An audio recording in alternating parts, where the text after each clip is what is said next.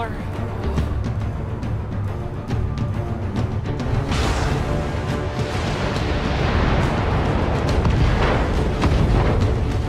on him.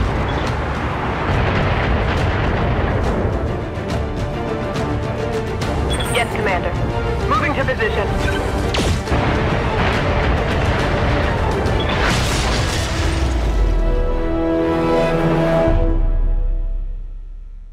That Ooblets trailer makes me oh so happy, and the previous one you just got the chance to see is the old school tabletop game Battletech, distilled into its purest form on PC.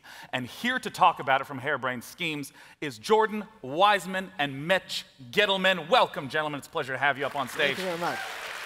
Woo! Yes, that's the spirit. Oh, hell yeah. Now, there's been a lot of games based on Battletech. Tell us about this incarnation. By all means, Battletech is a modern, turn-based tactical game set within the MechWarrior universe. And there's going to be 3 modes of play. A single-player skirmish, a multiplayer skirmish, and then our open-ended mercenary campaign. Well, I want to hop straight into some of that single-player content by taking a journey to the Argo. I understand that, there's all sorts of combat goodies that we're going to see in a moment, but the Argo is in between missions. Walk us through what we're seeing here. Right, so the Argo is a broken-down hulk of a spaceship from a bygone era, and it is your mercenary command center. You could take it all over all over space, going from star system to star system, and taking mercenary jobs from all sorts of different people, from petty dictators all the way up to the great lords and ladies of the noble houses.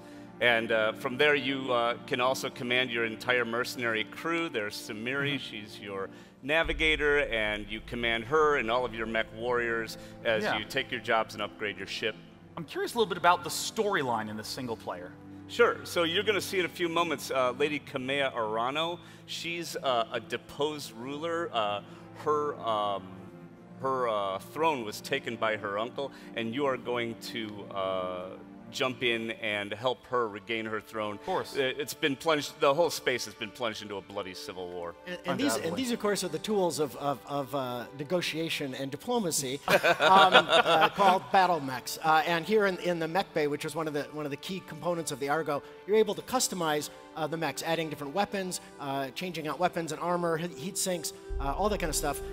Yang here is your master of ceremonies. He's one of the key crew members, because fixing these mechs after you come back from combat, you're a merc. You're supposed to make money. Taking damage, sets you behind, and so that's a really delicate balancing act. I can imagine that trying to get all the parts that you need for your ship can be a little difficult. Absolutely. That's why things like, especially in this time in era where parts are scarce, battlefield salvage is an important part of the game, and that also gets into like when you take out an enemy, try to leave the parts you want. Yeah, you want to hit them just hard enough to take them down. There's Lady Kamea Arano there, and she's going to be the person you work for during the campaign. But of course, when the campaign ends, the single-player story ends, you can still play the open-ended campaign, traveling around doing whatever you want. And there are the battle mechs. Yes, now we're going to get a chance to look at the combat itself. You're coming down from the Argo, you're descending into battle. Walk me through what we're seeing. By all means. So Battletech full 3D environment, and like a modern tactical game, the environment counts, right? Line of sight, sensors, cover. Even though you're, friggin' 30-foot tall, covered in armor, hiding in a forest still helps. It soaks off damage. And so all of those are kind of core components of any modern game, and especially facing, which is really important in this game. Facing really matters in Battletech. Battle mechs aren't giant bags of hit points. Instead, they have 11 different armor locations. There's internal structure. They have the internal components, these critical slots filled with all sorts of important pieces. So what you're trying to do is strip off the armor from one location and then keep your facing to try and penetrate it, get to the juicy bits. Yeah, I mean, I see this diagram at the top. It's reminiscent of the original tabletop game, which I actually played as a kid. And I mean, like... As a kid, huh? Thanks, pal.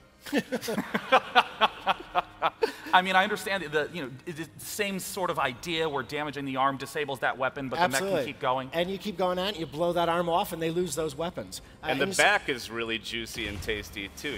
You get around the back of a battle mech and penetrate. I said that out. We're live, right? Okay.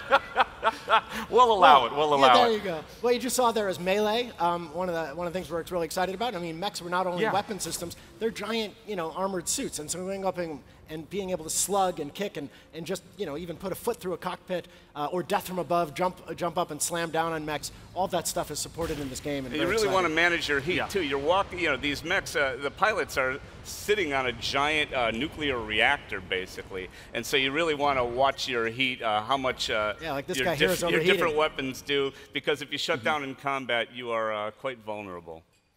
It's been really fascinating to watch a lot of the streams because I know you guys just went into beta. Where can the people here go to sign up to play? Why, Sean, they can go to battletechgame.com. That's battletechgame.com.